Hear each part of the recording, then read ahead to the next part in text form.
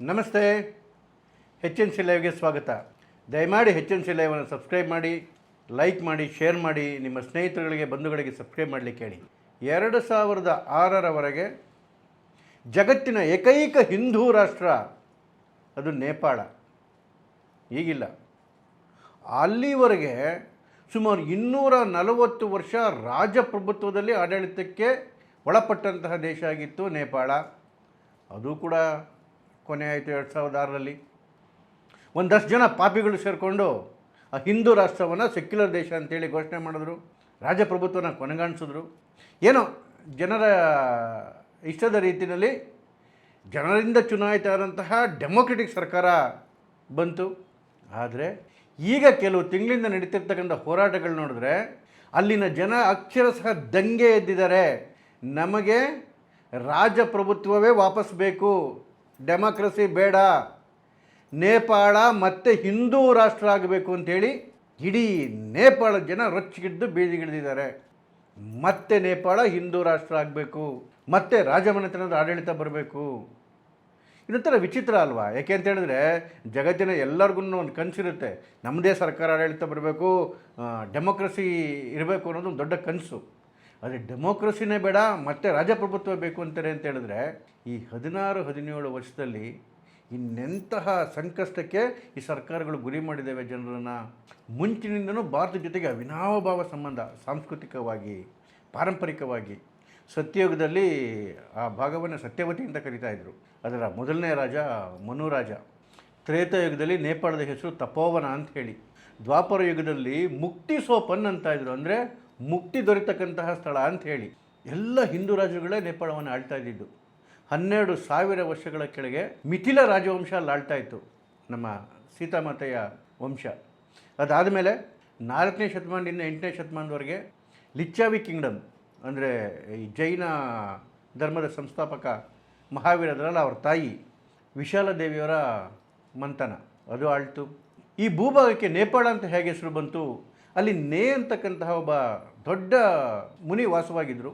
ಅವರು ಪಾಲ ಅಂತಕ್ಕಂಥ ಒಂದು ಯಜ್ಞವನ್ನು ಮಾಡಿದ್ರು ಅಲ್ಲಿನ ಜನಗಳ ಕಲ್ಯಾಣಕ್ಕೋಸ್ಕರ ಮತ್ತು ಅಲ್ಲಿ ರಕ್ಷಣೆಗೋಸ್ಕರ.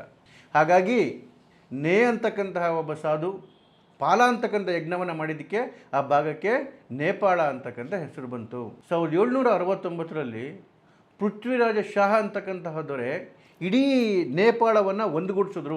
ಈಗಿನ ಏನು ನೇಪಾಳ ಇದೆ ಅದು ಒಂದುಗೂಡಿದ್ದು ಪೃಥ್ವಿರಾಜ ಶಾ ಕಾಲದಲ್ಲಿ. ಆಗಲಿಂದ ನೇಪಾಳವನ್ನು ಶಾ ಡೈನಸ್ಟಿ ಆಳ್ಕೊಂಡು ಬಂತು. 1816ರಲ್ಲಿ 3ನೇ ಆಂಗ್ಲೋ ನೇಪಾಳಿ ಯುದ್ಧದಲ್ಲಿ ನೇಪಾಳಕ್ಕೆ ಹೀನಾಯ ಸೋಲಾಗಿ ಇವತ್ತಿನ ಸಿಕ್ಕಿಂ ಭೂಭಾಗ ಇದೆ, ಗರ್ವ ಮತ್ತು ಕ್ರಮಂ ಭಾಗವನ್ನು ಭಾರತವನ್ನು ಆಳ್ತಿದ್ದಂತಹ ಬ್ರಿಟಿಷರಿಗೆ ಬಿಟ್ಕೊಡ್ತು ನೇಪಾಳ. ಯಾವಾಗ ಶಾ ದೊರೆಗಳು ತುಂಬ ವೀಕ್ ಆದರೂ ಅವರಲ್ಲಿ ಮಂತ್ರಿ ಇದ್ದ ಜಂಗ್ ಬಹದ್ದೂರ್ ರಾಣಾ ಅಂಥೇಳಿ, ಇವನು ಆಡಳಿತ ವಶಪಡಿಸ್ಕೊಂಡ. ಆದರೆ ದುರದೃಷ್ಟವಶಾತ್ ಇವನು ಒಂಥರ ಬ್ರಿಟಿಷರ ಏಜೆಂಟ್ ಇದ್ದಂಗೆ ಕಂಪ್ಲೀಟಾಗಿ ಬ್ರಿಟಿಷರಿಗೆ ಸಪೋರ್ಟ್ ಮಾಡ್ದ. ಮತ್ತು ಅವ್ರ ಜೊತೆ ಒಂದು ಅಗ್ರಿಮೆಂಟ್ ಮಾಡ್ಕೊಂಡ, ನನ್ನನ್ನು ನೀವು ಇಲ್ಲಿ ಆಡಳಿತ ಮಾಡೋಕ್ಕೆ ಬಿಡಿ, ಆದರೆ ಸೈನ್ಯ ಪೂರ್ತಿ ನೀವೇ ನೋಡ್ಕೊಳ್ಳಿ, ಜೊತೆಗೆ ನಿಮ್ಮ ಸೈನ್ಯಕ್ಕೆ ಏನು ಗೂರ್ಖಾ ರೆಜಿಮೆಂಟ್ ಅಂತ ಇದೆ, ಈ ಗೂರ್ಖಾ ರೆಜಿಮೆಂಟನ್ನು ಬ್ರಿಟಿಷರಿಗೆ ಕೊಟ್ಟಿದ್ದು ಇವನೇ. ಇದರಿಂದ ಬ್ರಿಟಿಷರಿಗೆ ಭಾಳ ಅನುಕೂಲ ಆಯಿತು, ಅವ್ರ ಸೈನ್ಯ ಗಟ್ಟಿಯಾಯಿತು. 1857ರಲ್ಲಿ ಮೊದಲ ಭಾರತದ ಸ್ವಾತಂತ್ರ್ಯ ಸಂಗ್ರಾಮದಲ್ಲಿ, ಅದಾದಮೇಲೆ ಆಫ್ಘನ್ ಯುದ್ಧದಲ್ಲಿ, ಅದಾದಮೇಲೆ ವರ್ಲ್ಡ್ ವಾರ್ 1, 2ನಲ್ಲಿ ಇದೇ ಸೈನ್ಯವನ್ನು ಯೂಸ್ ಮಾಡಿದ್ರು. ಹಾಗಾಗಿ ಬ್ರಿಟಿಷರಿಗೆ ಒಂದು ದೊಡ್ಡ ಸೈನ್ಯದ ಅಡ್ವಾಂಟೇಜ್ ಸಿಕ್ತು. ಅದಕ್ಕೋಸ್ಕರ ಅವ್ರು ಯಾವತ್ತೂ ನೇಪಾಳವನ್ನು ಕಾಲೋನಿ ಮಾಡ್ಕೊಳ್ಳೋಕೆ ಹೋಗಲೇ ಇಲ್ಲ. ಎಲ್ಲೆಲ್ಲಿ ಕಾಲೋನಿ ಮಾಡ್ಕೊಳ್ಳೋಕೆ ಹೋದ್ರು ಇಲ್ಲಿಂದ ಸೈನ್ಯ ತೊಗೊಂಡೋಗೋರು. 1947ರಲ್ಲಿ ಭಾರತಕ್ಕೆ ಸ್ವಾತಂತ್ರ್ಯ ಸಿಕ್ಕಿ ಬ್ರಿಟಿಷ್ ಇಲ್ಲೆಲ್ಲ ಬಿಟ್ಟು ಹೋದ್ಮೇಲೆ 1948ರಲ್ಲಿ ನೇಪಾಳದಲ್ಲಿ ರಾಣಾ ಮೊದಲ ಕಾನ್ಸ್ಟಿಟ್ಯೂಷನ್ ತಯಾರು ಮಾಡಿ ತನ್ನನ್ನೇ ಸುಪ್ರೀಂ ಅಥಾರಿಟಿ, ತನ್ನನ್ನೇ ಪ್ರಧಾನಮಂತ್ರಿ ಅಂತೇಳಿ ಘೋಷಣೆ ಮಾಡಿಕೊಂಡ. ಆದರೆ ಆಗಾಗಲೇ ಅಲ್ಲಿ BP ಕೊಯ್ರಾಲಾ ನೇತೃತ್ವದಲ್ಲಿ ನೇಪಾಳಿ ಕಾಂಗ್ರೆಸ್ ಪ್ರತಿಭಟನೆಗಳನ್ನು ಶುರು ಮಾಡಿತ್ತು. ಇದಕ್ಕೆ ಭಾರತದ ಸಪೋರ್ಟ್ ಕೂಡ ಇತ್ತು. ಆ ನೇಪಾಳಿ ಕಾಂಗ್ರೆಸ್ ನೇಪಾಳದಲ್ಲಿ ಡೆಮೋಕ್ರಸಿ ತರಬೇಕು ಅಂತೇಳಿ ಹೋರಾಟ ಮಾಡ್ತಾಯಿತ್ತು. 1950ರಲ್ಲಿ ಭಾರತಕ್ಕೆ ಮತ್ತು ನೇಪಾಳ ಮಧ್ಯೆ ಒಂದು ಫ್ರೆಂಡ್ಶಿಪ್ ಟ್ರೀಟಿ ಆಯಿತು. ತುಂಬ ಕ್ಲೋಸ್ ಆಗಿದ್ವು ಎರಡು ದೇಶಗಳು. ಹಾಗಾಗಿ ಆ ಟ್ರೀಟಿನಲ್ಲಿ ಭಾರತ ಮತ್ತು ನೇಪಾಳದ ಮಧ್ಯೆ ಬಾರ್ಡರ್ ಇರೋದಿಲ್ಲ. ಆ ಟ್ರೀಟಿ ಪ್ರಕಾರ ಭಾರತ ಮತ್ತು ನೇಪಾಳದ ಬಾರ್ಡರ್ ಓಪನ್ ಆಗಿರುತ್ತೆ ಯಾವಾಗಲೂ. ಮತ್ತು ಇಲ್ಲಿನ ಜನ ಅಲ್ಲಿ ಜಮೀನು ಖರೀದಿ ಮಾಡ್ಬೋದು, ಅಲ್ಲಿನ ಜನ ಇಲ್ಲಿ ಆಸ್ತಿಗಳನ್ನು ಖರೀದಿ ಮಾಡ್ಬೋದು.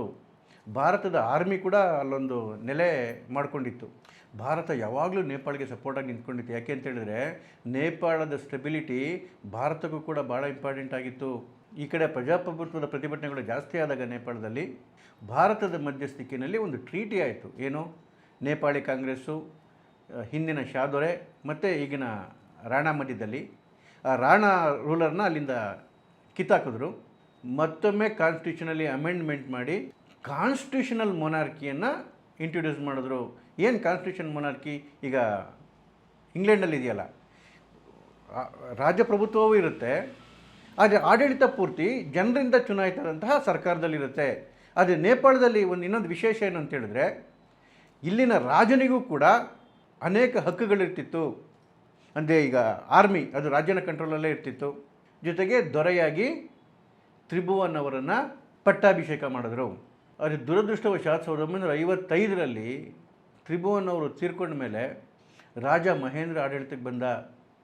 ಇವನು ಬಂದ ಮೇಲೆ ಮತ್ತೆ ಕಾನ್ಸ್ಟಿಟ್ಯೂಷನ್ನ ಬದಲಾವಣೆ ಮಾಡಿ ಇದ್ದಂತಹ ಚುನಾಯಿತ ಸರ್ಕಾರವನ್ನು ವಜಾ ಮಾಡಿ ಮತ್ತೆ ರಾಜಪ್ರಭುತ್ವವನ್ನು ಸ್ಥಾಪನೆ ಮಾಡ್ದ. ಇದಕ್ಕೆ ಭಾರತದ ವಿರೋಧ ಇತ್ತು. ಭಾರತ ಯಾವಾಗಲೂ ಪ್ರಜಾಪ್ರಭುತ್ವದ ಇದಕ್ಕೆ ಸಪೋರ್ಟ್ ಮಾಡ್ತಾ ಇತ್ತು. ಯಾವಾಗ ಭಾರತದ ವಿರೋಧ ಶುರುವಾಯಿತು, ಆ ದೊರೆ ಮಹೇಂದ್ರ ನಿಧಾನಕ್ಕೆ ಚೈನಾ ಸಂಬಂಧ ಬೆಳೆಸ್ದ, ಪಾಕಿಸ್ತಾನ ಸಂಬಂಧ ಬೆಳೆಸ್ದ. ಏನು ಭಾರತದ ಜೊತೆ ವೆಪನ್ ಪರ್ಚೇಸ್ ಅಗ್ರಿಮೆಂಟ್ ಆಗಿತ್ತು, ಅಂದರೆ ಶಸ್ತ್ರಾಸ್ತ್ರಗಳನ್ನು ಭಾರತದಿಂದಲೇ ಕೊಂಡ್ಕೋಬೇಕು ಅಂತ ಏನು ಅಗ್ರಿಮೆಂಟ್ ಆಗಿತ್ತು ಅದನ್ನು ಮುರಿದ. ಚೈನಾದಿಂದ ಶಸ್ತ್ರಾಸ್ತ್ರಗಳನ್ನ ಕೊಂಡ್ಕೊಳ್ಳೋಕೆ ಶುರು ಮಾಡ್ದ. ಮತ್ತು ಅವನ ದೋಸ್ತಿ ಪಾಕಿಸ್ತಾನದ ಮೇಲೆ ಶುರುವಾದಾಗ ಯಾವಾಗ ಈ ಬಾರ್ಡರ್ ಓಪನ್ ಇತ್ತಲ್ಲ, ಪಾಕ್ನಿಂದ ಟೆರರಿಸ್ಟ್ಗಳು ಇದನ್ನು ಯೂಸ್ ಮಾಡಿಕೊಂಡು ಭಾರತದೊಳಗಡೆ ಉಗ್ರರನ್ನು ನುಸುಳಿಸ್ತಕ್ಕಂಥದ್ದು, ಡ್ರಗ್ ಮಾಫಿಯಾ ಕೆಲಸ ಶುರು ಮಾಡ್ತು. ಅಲ್ಲಿ ಭಾರತದ ಸರ್ಕಾರ ದೊಡ್ಡ ವಿರೋಧ ಮಾಡಿ ಅಲ್ಲಿ ಎಕನಾಮಿಕ್ ಸ್ಯಾಂಕ್ಷನ್ ಕೂಡ ಮಾಡಿಬಿಟ್ಟಿತ್ತು. ಮತ್ತೆ ಅಲ್ಲಿ ಪ್ರತಿಭಟನೆಗಳು ಶುರುವಾಯಿತು ಜನರಿಂದ.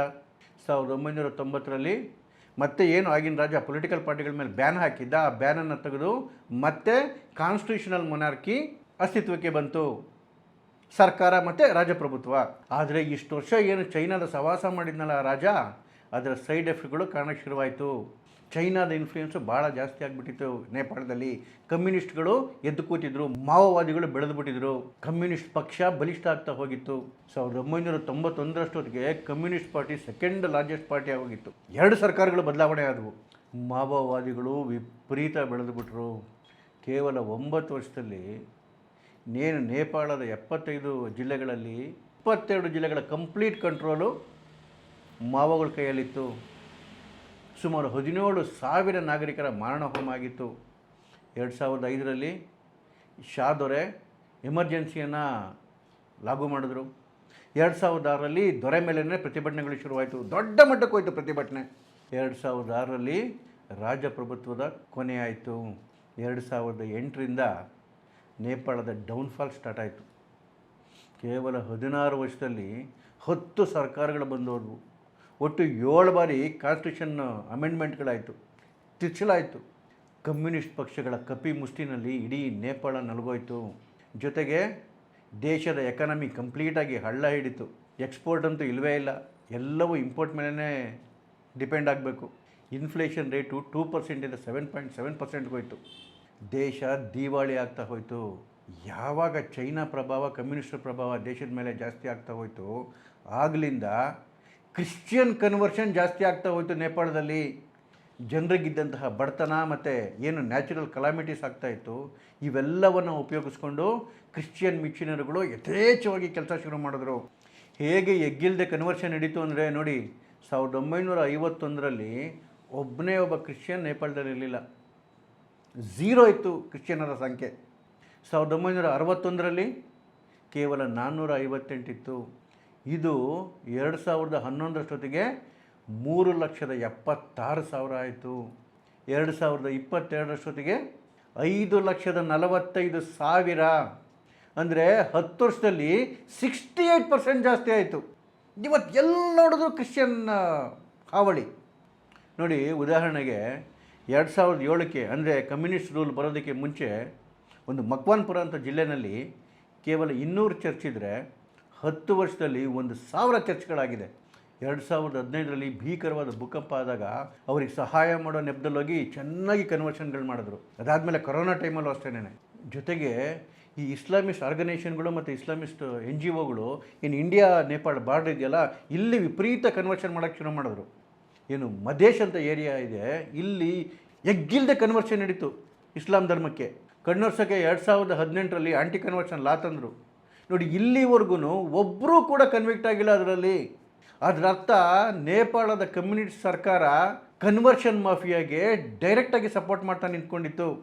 ಒಂದು ಕಡೆ ಆರ್ಥಿಕತೆ ಬಿದ್ದೋಗಿದೆ, ಮತ್ತೊಂದು ಕಡೆಗೆ ಡೆವಲಪ್ಮೆಂಟ ಮಾಡೋದಕ್ಕೆ ಕೆಲಸ ಇಲ್ಲ, ಜೊತೆಗೆ ಹಿಂದೂ ಧರ್ಮದ ಮೇಲೆ ಎಗ್ಗಿಲ್ಲದ ದಾಳಿ. ಇದೆಲ್ಲ ನೋಡಿ ಅಲ್ಲಿ ಜನ ರೋಸ್ ಹೋಗ್ಬಿಟ್ಟಿದ್ದಾರೆ. ಅವ್ರಿಗೆ ಹಿಂದಿನ ರಾಜಪ್ರಭುತ್ವನೇ ಬಹಳ ಚೆನ್ನಾಗಿತ್ತು ಅಂತ ಶುರುವಾಗ್ಬಿಟ್ಟಿದೆ. ಹೇಗಾದರೂ ಮಾಡಿ ನಮ್ಮ ಧರ್ಮವನ್ನು ಕಾಪಾಡಿಕೊಳ್ಳಲೇಬೇಕು ಅಂತಕ್ಕಂಥ ಛಲ ಬಂದ್ಬಿಟ್ಟಿದೆ. ಹಾಗಾಗೇ ಸುಮಾರು 7-8 ತಿಂಗಳಿಂದ ನಿರಂತರವಾಗಿ ಪ್ರತಿಭಟನೆಗಳು ಶುರುವಾಗಿದೆ. ರಾಷ್ಟ್ರೀಯತಾ, ಧರ್ಮ, ಸಂಸ್ಕೃತಿ ಮತ್ತು ನಾಗರಿಕತೆ ಉಳಿಸಿ ಅಭಿಯಾನ. ಇದನ್ನು ಲೀಡ್ ಮಾಡ್ತಿರೋರು ಅಲ್ಲಿನ ಬಿಸ್ನೆಸ್ಮೆನ್ನು ದುರ್ಗಾ ಪ್ರಸೇನ್ ಅಂತೇಳಿ. ಇವರ ದೊಡ್ಡ ಡಿಮ್ಯಾಂಡು ಏನು 2015ರಲ್ಲಿ ಸೆಕ್ಯುಲರ್ ಅಂತ ಹೇಳಿ ಮಾಡಿದ್ರಲ್ಲ, ಹಿಂದೂ ರಾಷ್ಟ್ರ ಅಂತ ತೆಗೆದುಬಿಟ್ಟು ಅದನ್ನು ಕಿತ್ತು ಬಿಸಾಕಬೇಕು. 1990ರ ಕಾನ್ಸ್ಟಿಟ್ಯೂಷನ್ ಏನಿತ್ತು ಆಗ ಶಾ ದೊರೆ ಮಾಡಿದ್ದು, ಅದನ್ನು ಮತ್ತೆ ಇಂಪ್ಲಿಮೆಂಟ್ ಮಾಡಬೇಕು. ನೇಪಾಳದಲ್ಲಿ ಮತ್ತೆ ರಾಜಮನೆತನ ಅಧಿಕಾರಕ್ಕೆ ಬರಬೇಕು. ನೇಪಾಳ ಹಿಂದೂ ರಾಷ್ಟ್ರ ಆಗಲೇಬೇಕು. ಇದಕ್ಕೆ ಭಾರತದ ಇನ್ಫ್ಲೂಯೆನ್ಸ್ ಕೂಡ ಭಾಳ ದೊಡ್ಡದಾಗಿದೆ. ಏನು ಭಾರತದಲ್ಲಿ ಒಂದು ದೊಡ್ಡ ಮಟ್ಟದ ಹಿಂದೂ ಅಲೆ ಎದ್ದಿದೆ ಮೋದಿಯವರು ಬಂದ ಮೇಲೆ. ಅದಾದಮೇಲೆ ಯೋಗಿಯವರು ಕೂಡ ಪ್ರೆಜರ್ ಹಾಕಿರೋ, ಅಲ್ಲಿ ಸರ್ಕಾರಕ್ಕೆ ಪತ್ರ ಬರೆದಿದ್ದರು ಇದು ಹಿಂದೂ ರಾಷ್ಟ್ರ ಆಗಬೇಕು ಅಂಥೇಳಿ. ರಾಮ ಮಂದಿರದ ಉದ್ಘಾಟನೆ ಟೈಮಲ್ಲೂ ಕೂಡ ಮೋದಿಯವರು ಈ ರಾಮ ಮಂದಿರದ ಉದ್ಘಾಟನೆಯಿಂದ ನೇಪಾಳ ಜನಕ್ಕೂ ಭಾಳ ಖುಷಿಯಾಗುತ್ತೆ ಅಂತ ಹೇಳಿದರು. ಯಾಕೆ ಅಂತ ಹೇಳಿದ್ರೆ ಸೀತಾ ಮತ್ತು ಅಲ್ಲಿನ ಜನಕಪುರಿಯವರು, ಅಲ್ಲಿನ ಜನಕಪುರಿ ಜನಕ್ಕೆ ರಾಮ ಮಂದಿರ ಆಗೋವರೆಗೂ ಭಾಳ ನೋವಲ್ಲಿದ್ದರು. ಯಾಕೆಂದರೆ ನಮ್ಮೂರ ಅಳಿಯ ಒಂದು ಟೆಂಟಲ್ಲಿ ವಾಸ ಮಾಡ್ತಾಯಿದ್ದಾರೆ ಅನ್ನೋದನ್ನು ಸಹಿಸ್ಕೊಳ್ಳೋಕ್ಕೆ ಆಗ್ತಿರ್ಲಿಲ್ಲ ಅವ್ರಿಗೆ. ಅದನ್ನು ಮೆನ್ಷನ್ ಮಾಡಿದ್ರು ಮೋದಿಯವರು.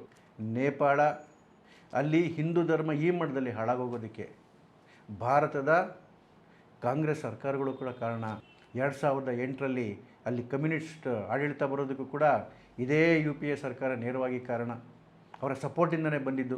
2008ರಲ್ಲಿ ಹೋಗಿ ರಾಹುಲ್ ಗಾಂಧಿ ಸೈನ್ ಮಾಡಿಬಿಟ್ಟು ಬಂದಲ್ಲ ಚೈನಾದ ಕಮ್ಯುನಿಸ್ಟ್ ಪಾರ್ಟಿ ಜೊತೆಗೆ, ಅದರ ಬೈ ಪ್ರಾಡಕ್ಟ್ಗಳು ಇವೆಲ್ಲವೂ ಭಾರತದ ಸಪೋರ್ಟಿಂದನೇ ಅಲ್ಲಿ ಕಮ್ಯುನಿಸಮ್ ಬೆಳೀತು. ಆ ಕಮ್ಯುನಿಸಮ್ ಬೆಳೆದ ಮೇಲೆ ಆ ಪಕ್ಷ ಆಡಳಿತಕ್ಕೆ ಬಂದ ಮೇಲೆ ಕ್ರಿಶ್ಚಿಯನ್ ಕನ್ವರ್ಷನ್ ಜಾಸ್ತಿ ಆಯಿತು, ಮುಸ್ಲಿಂ ಕನ್ವರ್ಷನ್ ಜಾಸ್ತಿ ಆಯಿತು, ಪಾಕಿಸ್ತಾನದ ಟ್ಯಾಕ್ಟಿಕ್ಗಳು ಜಾಸ್ತಿ ಆದವು. ಅಲ್ಲಿ ಹಿಂದೂ ರಾಷ್ಟ್ರವಾಗಿದ್ದಂತಹ ನೇಪಾಳ ಸೆಕ್ಯುಲರ್ ದೇಶ ಆಯಿತು. ಇವತ್ತು ಅಲ್ಲಿನ ಜನ ಕಣ್ಣೀರಲ್ಲಿ ಕೈ ತೊಳಿತಾ ಇರೋದಕ್ಕೆ ನಮ್ಮಲ್ಲಿರ್ತಕ್ಕಂತಹ ಮಹಾನುಭಾವರುಗಳೇ ಕಾರಣ ಕೆಲವರು. ಮತ್ತೆ ಹಿಂದೂ ರಾಷ್ಟ್ರ ಆಗಬೇಕು ಅಂತೇಳಿ ಇವತ್ತು ಹತ್ತಿರ್ತಕ್ಕಂಥ ಬೆಕ್ಕಿ ದೊಡ್ಡ ಮಟ್ಟದಲ್ಲಿ ಪರಿಣಾಮ ಬೀರಲಿದೆ. ಮತ್ತೊಮ್ಮೆ ನೇಪಾಳ ಹಿಂದೂ ರಾಷ್ಟ್ರ ಆಗೇ ಆಗುತ್ತೆ. ನಮಸ್ಕಾರ.